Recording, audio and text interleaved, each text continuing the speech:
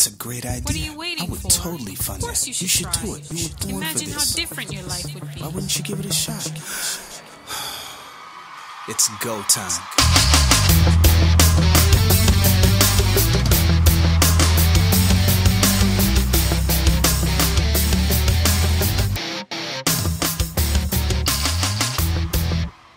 If you're joining us for the first time, Go Time is the Indiegogo podcast where we speak with entrepreneurs from all walks of life, funding their passions and their projects on Indiegogo. Our debut season focused on the stories and motivations behind some of our most inspirational campaigns, and we were lucky enough to be featured on iTunes' New and Noteworthy, and we were named one of the best tech startup podcasts by Player FM. So if you're just joining us, congratulations, you have impeccable taste, and we are so glad to have you. Now, on to today's episode. So joining us today is world-renowned chef Roy Choi, who will be talking with us about his most recent success with Local. Now, if you haven't heard of Local, it is a revolutionary fast food restaurant that is centered around the idea that fast food should be a healthy, affordable, and a force for good within the community. He's known as one of the founders of the food truck movement. He helped create the successful fleet of Kogi Korean barbecue trucks in Los Angeles. And last year, he raised over $128,000 from over 1,300 backers and has now successfully launched 2 local restaurants in Watts and Oakland. So as I mentioned, he's just got so many bits of advice and is just one of the most captivating folks I've ever met. Very raw, very authentic, and I can't wait to talk to him. So without further ado, let's bring in Chef Roy Choi. Chef, thank you so much for joining us. By the way, do you prefer to be called Chef or Roy or Chef Choi, Chef Roy? You could call me whatever you want, man. Oh, whatever I want. Interesting. Okay. Yeah. You just call me Roy. Just call me my name. Awesome. I love it. Well, Roy, it's been a little while. We were lucky enough to have you come to the Indiegogo headquarters. Gosh, I guess it was about maybe almost a year ago. And yeah, a little over. I think it was spring of last year. Wow. Gosh, time flies so quickly. And I was amazed. I remember when you had come in, the campaign was pretty recently finished, I believe, and you had just finished it. You were getting ready to head out and start the groundwork. And before we get into that, because I know there's been some amazing things that have happened over the past year, but just take us back for those who might be new to you or to Local. You know, what was the inspiration for Local and what got you started? The inspiration wasn't just one moment. It was a building of different kind of planes of existence between Daniel, my partner, and myself. He was working on a lot of things to where trying to find his way to feed more people. So he started a nonprofit over in the Tenderloin called the Cooking Project. He was trying to find ways to break out of his own mold as far as fine dining goes, and as far as serving only a limited number of people a night. And then myself, I had the Kogi truck down in LA, and even though we were part of our own revolution, I still felt like there was something more. I felt like the truck took me to one place, a really great place, but it took me somewhere where I felt like the road wasn't over yet. So there was a speech that I gave in Copenhagen in 2013 where I kind of addressed all these things. I addressed hunger, I addressed street food, I addressed us as chefs and who we weren't feeding versus who we were feeding. And I guess that speech really struck Daniel, and he called me, and he's like, I have this idea, let's do this. And it was very similar to when Kogi started. My friend called me and said, I have this idea. And it was kind of the same rhythms, and we just went and did it. And so that's how Local started, almost like not even overthinking it, just knowing that we had to do it. It's interesting. In our first season of Go Time, we spoke with a lot of entrepreneurs who are starting off, for their first startup or building their first product. And I feel like that was a recurring theme was they didn't know what they didn't know. And if they did know what they know now, they would have never started. So it's almost like that ignorance is good, because otherwise you might never even start something. Well, obviously ignorance is bliss sometimes. Sometimes it's not, but sometimes it is, because sometimes we believe that like business is different than who we are as people, right? Like it's like you have to be or someone else, you have to be better than yourself, or you have to think deeper more complex thoughts. But I like to approach business where it's like we're just hanging out, like even like this podcast where you just call me and then we just start talking, and then there's got to be, I have to believe that there's some power in that where I just jump in your car and we go for a ride and we get something to eat. Like if we can start businesses with that kind of casual nature, sometimes amazing things can happen. Because sometimes when you jump in a car, you end up in a situation you never imagined. And so that's kind of how I look at businesses. Even when I had a real job and I was a salary man, I think I was always an entrepreneur because I was always getting into trouble, and I was always questioning things and starting kind of creating havoc and looking at things differently, always asking questions as to why are we only serving it here? Why don't we flip the patio and get bands out there and draw people in from the street? I was just always thinking of ideas that were pretty radical, and so I don't know. I think there's a time and place, and then you just got to be able to put value in things that aren't traditional. That's amazing. Well, I feel the campaign struck such a deep chord. I know with everyone here at Indiegogo and everyone who backed you and supported you throughout the process, I think the idea of tackling the fast food industry just seems like such a monstrous idea and something so heavy that for most people it just seems like an impossibility. And it was amazing that you guys not only came together to have an idea of how you could actually approach it, but then to actually follow through. And gosh, last time we met, it's not even a year, and now here we are today with 2 stores open, 2 restaurants and thriving. I know Pam, our producer, went out and met you guys over at the Oakland restaurant and just said it was incredible. Oh, that's great to hear. Yeah, it's kind of a David and Goliath story, but instead of a club or a rock, we kind of passed a bong, like we're not trying to defeat the giants of fast food. We're just trying to, again, like we just talked about, as far as like putting value in spontaneity and how businesses can form out of just maybe a car ride. What we want to show is just to the giants is that maybe there's a different way, and if we overthought it, we would be overwhelmed. Like how do you go against McDonald's and Burger King and Taco Bell? But instead of looking at them as the enemy, which in many, when you look at kind of right wing, left wing, political, soapboxes and things like that, it's easy to throw arrows, but we always try to break it down to the human and say maybe there's a different way. Maybe you're just so caught up in your systems that you just can't see the forest through the trees, and we just want to come in with a fresh look and say, look, you can cook good food for this price. You can care about people and also make a profitable business.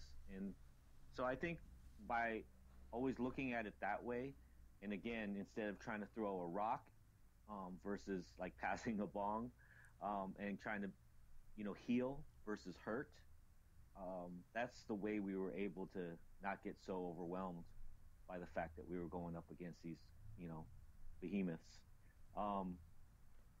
Yeah, but the campaign, I mean, there's so much I can say about the campaign. We were a failure actually halfway through. I'd never done a crowdfunding thing before. Like Kogi was very punk rock. We started with our own money, just like, literally like $1,500, and we just started slanging tacos on the street, and it just became a hustle from the beginning. And so I was very fortunate, and we just built it literally from the ground up, immigrant style. And so I never had to ask for money. We just built what we had from what we had. And I had never done crowdfunding before, so I don't know. I just went into it a little bit naively, I guess. I thought that, like the way that I speak, on social media, my connection to the streets, my connection to people would be enough to carry me through. Mm-hmm. And I think it was from a sentimental standpoint, and a connection standpoint. I remember during the first half of it, there was a lot of traction. There was a lot of buzz, and there was a lot of good emotion out there, and people like, you know, virally high-fiving me and Daniel and everything. But we were, you know, just past the halfway point. We were maybe like, we were trying to raise over 100,000, and I think we were at like 6,000, 8,000, and I got really depressed, man. I didn't know what to do.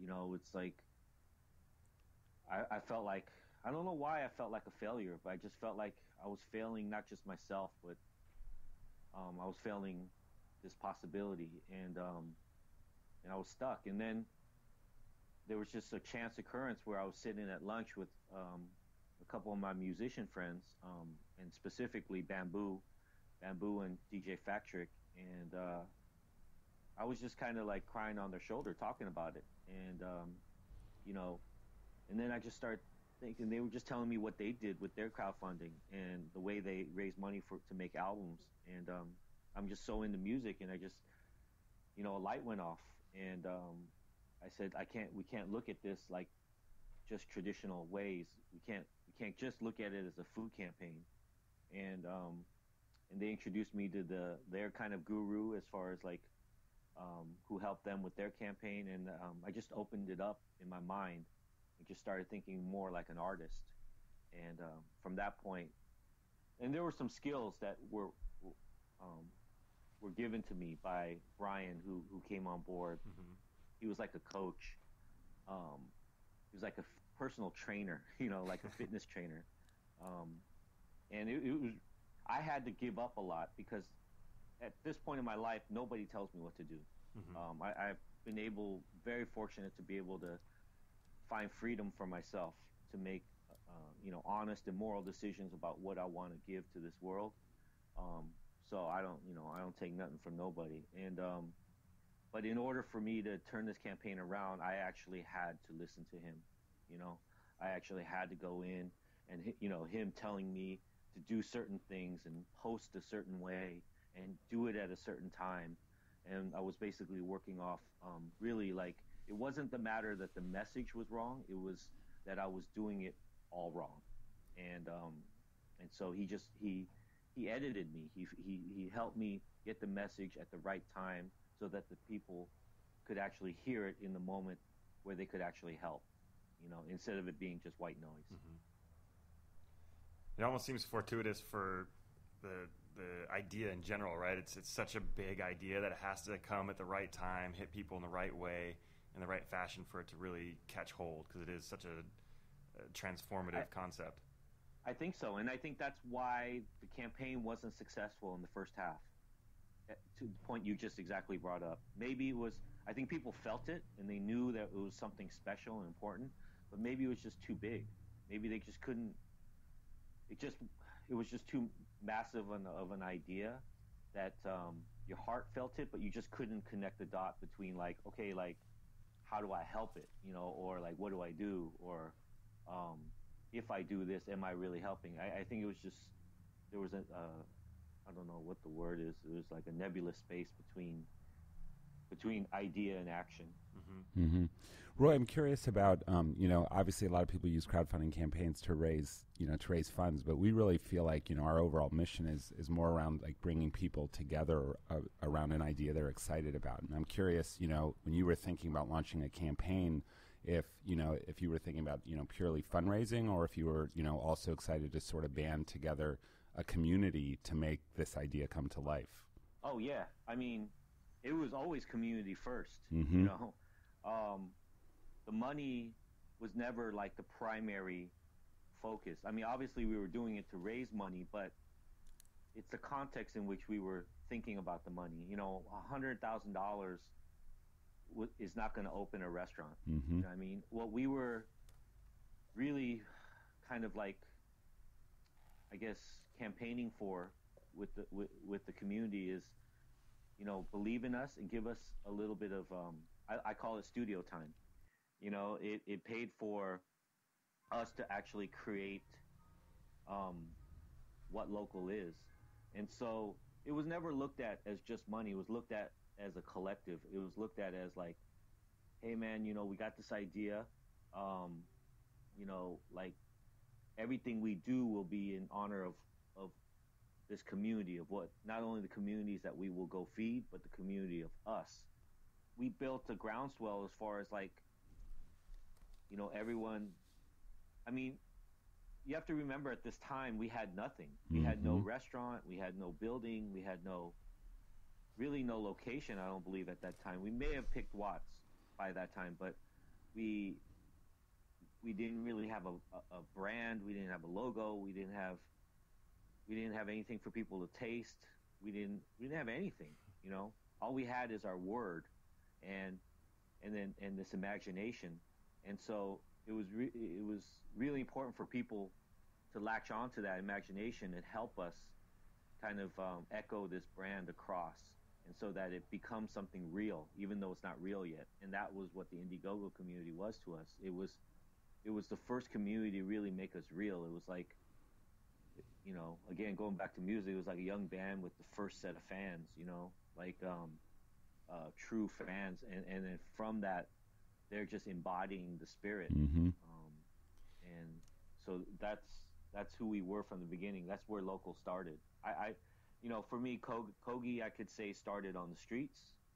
But I believe that the local brand started with this campaign. So I want to jump to the end of the campaign. It's March of 2015. You've raised, I believe, $128,000. You guys met your goal, but you also had to get some additional funding. I think it said in total you raised just about $2 million to launch the restaurants. What happened after that? So you guys have got that money. I don't know if you've already secured the rest of the funding, or was that the next step after you ended the campaign? We were kind of like simultaneously trying to get more funding. So the campaign allowed us some time to be able to try to think bigger, right? Again, it bought us an ability to actually take this from an idea to reality. So it helped us pay a few bills. It helped us do these things. It bought us a little time, and then so what we did, and it also bought us momentum and confidence, because then what we did was we took this campaign and all of the names and the people and the energy, and I really believe in spiritual energy. We brought this spiritual energy into looking for people that would continue the investment. And so we were very strangely actually in a position where we were interviewing people versus people interviewing us. Like we weren't just going to take money. We weren't just going to take anyone's money. Like we were going to interview and see what money that is, and do you actually believe in what we're doing? And are you actually a person or an organization that actually invests and does things that are in tune with what we believe in? The reason why we needed to raise a little more than normal is because, again, we were going into a community that didn't have any new restaurants built in decades, right? And so there wasn't much infrastructure as far as like if you go into a lot of maybe a lot of neighborhoods that already have a lot of restaurants, you can go in and just flip them, right? You can just go in and do cosmetic work and flip it. But in this case, we had to probably take a building and either, start it over from scratch and rezone it and relicense it and all these things, or we had to build the building from scratch. So we knew that we had to get into around the $1 million range. We had to build a commissary and then try to think of store number 2 or 3. So we wanted to kind of raise enough to kind of chart out our first year and a half, 2 years. And so that's what we did. And then along that way, we found a lot of great people, man. A lot of people who just, again, believed in us. Obviously, we had our reps as far as our reputation, as far as like what I do and what Daniel does. And that went a long way, we've been cooking for over 20 years each. And, I feel like we both run very honest businesses. And we abide by the code of your word, that's something very similar. People think Daniel and I are very different people, but one thing we do share in common is that we are people of our word, and that goes a long way. when you don't cut corners, when you don't, you know, screw people along the way of your rise, you know, when you actually care for the little things and the moments that that got you there, and you always give back to that, and you always honor that, you know, and you always represent that. And so when we were at a stage in our life where we actually had to put ourselves out there and campaign and reach out to people to give us money, you know, to do this thing that, you know, that we believed in, this field of dreams, you know what I mean? Like, to just, they, you know, everyone was in line, and some great people were in that line, you know, and they, no questions asked, you know. And I think about it, and I'm like if someone knocked on my door like that, with no business plan, with nothing, with just a dream in their pocket, like, would I be writing $1 million checks? I don't know. You know, I don't have $1 million. But, like, would I be, if I did, would I be writing them with no questions asked? You know, just like, yo, here, go, you know, go do your thing. Right. And we were very lucky to find people that believed in us like that. I want to talk real quick about this concept of momentum. It's something that I keep running across constantly in my daily life, work and personal and professional. And how important was it for you to ride that momentum right after the campaign? Because I know sometimes ideas or things start to take a life of their own. They get that momentum. And it almost, did it put a little bit of pressure on you? Because you almost feel like you have to really take advantage of that. Because if you don't, you know, something could start to fade or lose some of that momentum. But how important was that? Yeah, the momentum was, yeah, I mean, but it wasn't like a pressure, like a negative pressure. It was more like a pressure of, like, we're hitting threes, like NBA Jam when the ball's on fire. You know? He's on fire.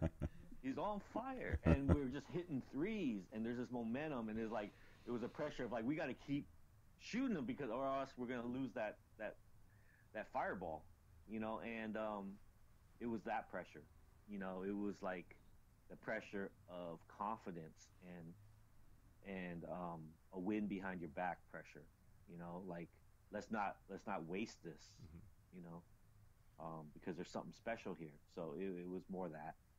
So, all right, so you guys are crushing it. You're hitting threes. I love that analogy. I haven't played NBA Jam in forever. I'm going to have to go find it now. Man, it's such a great game, What was one of the biggest hurdles that you encountered just after the campaign? Obviously, you've built multiple successful restaurants before. You're kind of going back into that mode. Was this different because you're building these from the ground up, or were there other big challenges that confronted you guys early on? I mean, it was different for a lot of reasons. You know, it was different. It was different because of the importance and the depth of where we were going and like what we were doing. And it's not about us.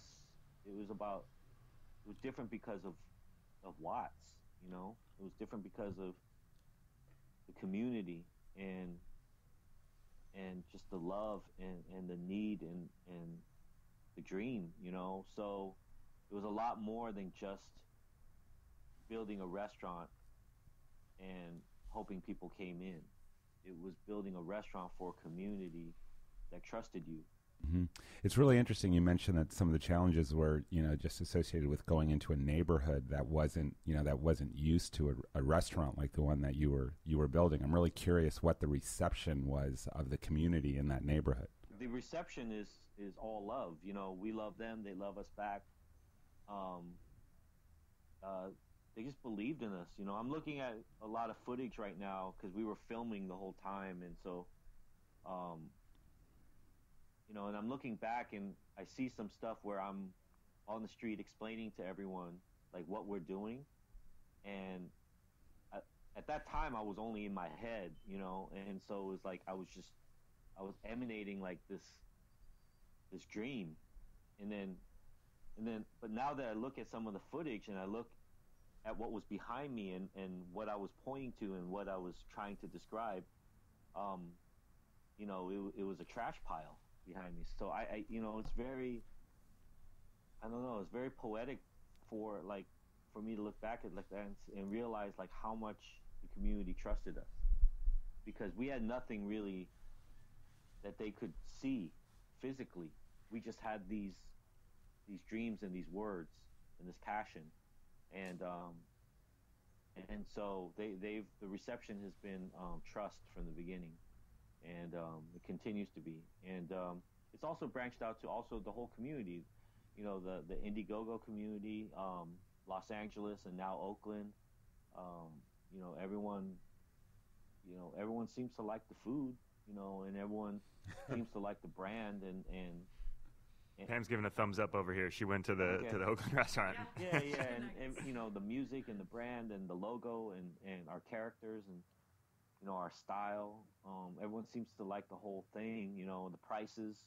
People love the prices, and I feel like right now we might be in a little bit of a weird state where there has been a lot of press of two chefs opening a restaurant. So I'm not.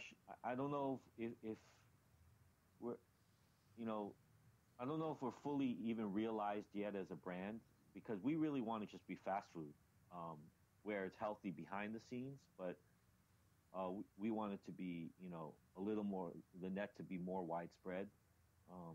But I think right now it kind of lives a little bit in kind of the gourmet area, and maybe there are some expectations where you might think it's too simple or this or that, but we're still growing. We're only a few months old. We're trying to figure out what that kind of exact science is, as far as we want people to know that it's quality, but then we also don't want you to be burdened by it either. We want you to be able to just flow in,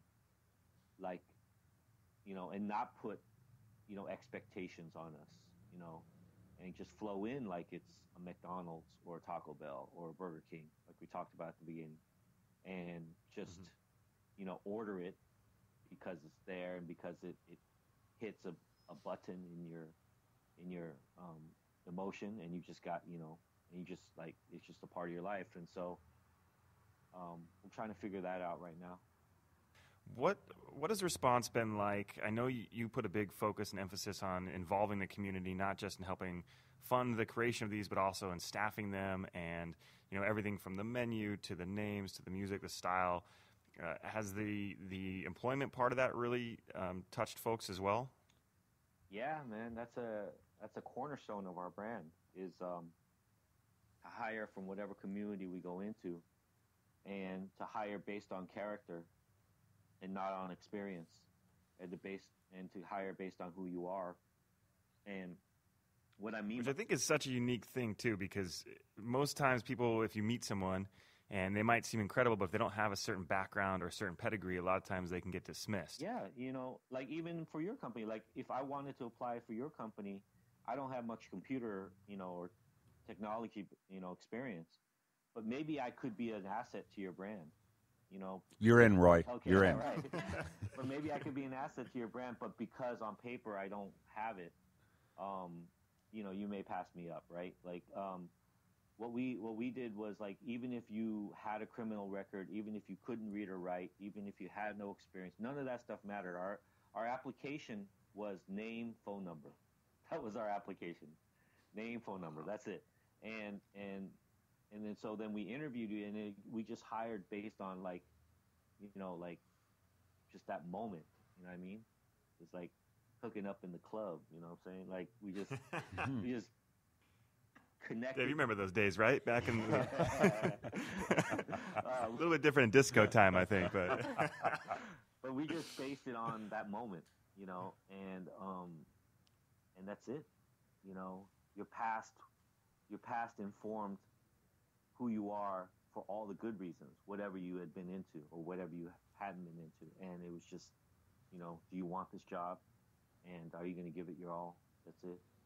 And so by doing that, what happens is you open up not only a whole population of new applicants, but you also open up for the applicants themselves a whole new way of looking at the world, because we're taught to believe that you have to be a certain way or have certain things, as far as whether it's experience or intangible things, you have to have certain accomplishments or things or whatever in order to move on in life.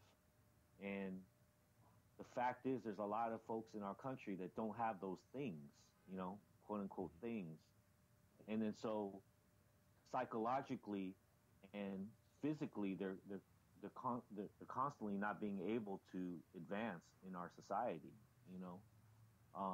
whereas if we just stripped away those things and just looked at each other as humans and just say, yo, and just look at like it's like progressive schools, look at it like what is in that child, what type of learner are they, what type, where are they, what are their gifts versus fitting them into a system that they may not thrive in. Roy, it seems like you've gotten a really positive response from not just in the communities, but also from the media. I'm curious, if you've got if it was a surprise to you by how positively local was received. The media is a double-edged sword for us, because the positivity from it, like we are completely humbled by it, and we knew we had a great product, but people were really, really, they were fully supportive of what we were doing, and I haven't read many bad articles at all about local. Everyone, and even when they were critical about it, everyone was looking at it and saw the truth in it. But it's a double-edged sword in the fact that it also created some expectations, and we're only 6 months old, and we're working with a crew that, a lot of them never had a job before, and a lot of them have never, and even beyond that, haven't cooked before. And, so, and beyond that, beyond like even just, focusing on the community, we're a startup, you know what I mean? Like we never had a beta phase, I guess, to speak in your guys' language, And, we never had a beta phase. So it was like out of the gates, we got this amazing press, and we didn't have any room to mess up. And because the brand also is so powerful as far as visually and experientially, a lot of people felt like we were already established, like when you walk in. And so that's, on one end, that's great because we did our job, like we created something really great. But then on the other end, it's tough because you're only 1 week in and people think you're, like Shake Shack, or Chipotle or Sweetgreen or whatever, or McDonald's. You're already like this huge company when you're just a startup, and so that's been a trip, but shout out to all the media and journalists and bloggers and everyone, man. They've shown a lot of love. So real quick, I wanted to touch on, as you guys launched and you started to get some of the media attention, did you get any response from some of the bigger chains? Was there any pressure, or, were they supportive? Were they non-supportive? Were they just dismissive? Or what was the response like, if any? No, we haven't heard directly from any of the big chains. I don't think they're not even worried about us right now. We're just an ant, man. Just an ant on their big arm. I think they know we're there, but they're not really worried. And there's really no reason for us to converse at this point. We're just doing our thing. They're doing their thing. And as we start to figure out our thing a little more, maybe we can have some more discussions and learn more from them as far as like systems and how to scale, and maybe we can share some knowledge to help them figure out how to cook foods without preservatives and chemicals in monoculture, plants, and how to pay people better, and how to take care of the emotional side and the state of being side of feeding and caring, so but again, we're only 6 months old, but it's hard to believe that, right? Like even when you ask me questions like that, and even when we talk like this, we still even talk about local as if it's on the verge of breaking into some other dimension or stratosphere. Like, why would McDonald's give a shit about us? You know, like, Because they heard you have a bong. yeah, yeah. But yeah, so that's where we are.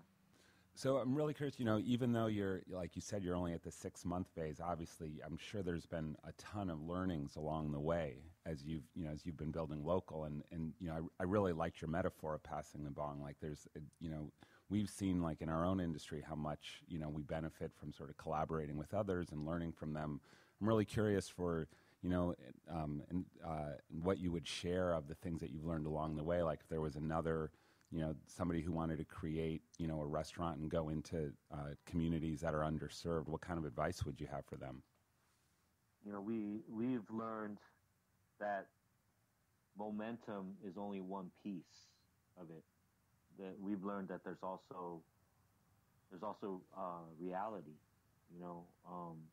Even if you have all of the things in your corner, love, trust, momentum, community, funding, food, branding, all these things, still got to wake up every day and train the staff and teach the staff and love the staff, So I can only imagine that it's very similar to maybe what teachers go through. Like you can have a day where everyone is excelling but then you got to wake up the next day and maybe they didn't understand the equations, or maybe they had situations at home, and they're just not focused in class, and I think the thing is just what we really learned is the patience and not to get too caught up in the successes, and just to realize like the importance of like the mundane and everyday things that we're doing here. We're rebuilding infrastructure. We're rebuilding infrastructure. We're building opportunity and jobs and vision. And those things don't just happen in 6 months. You know what I mean? Especially when a lot of those things were stripped for decades. So there's an old saying where it takes the same amount of time to fix something as it did to break it, right? Huge thanks to Chef Roy Choi for joining us on the show. If you find yourself in the Los Angeles area or in the Bay Area, make sure to go check out Local Restaurant. It's supposed to be delicious. I can't wait to go there myself. If his story has inspired you, or if you have your own story that you'd like to share, make sure to hit us up. Check us out on Indiegogo.com/GoTime, or check us out at Indiegogo.com for more inspirational campaigns, and you can participate in any one of those stories by contributing or sharing with your friends. As always, thanks for listening. Until next time.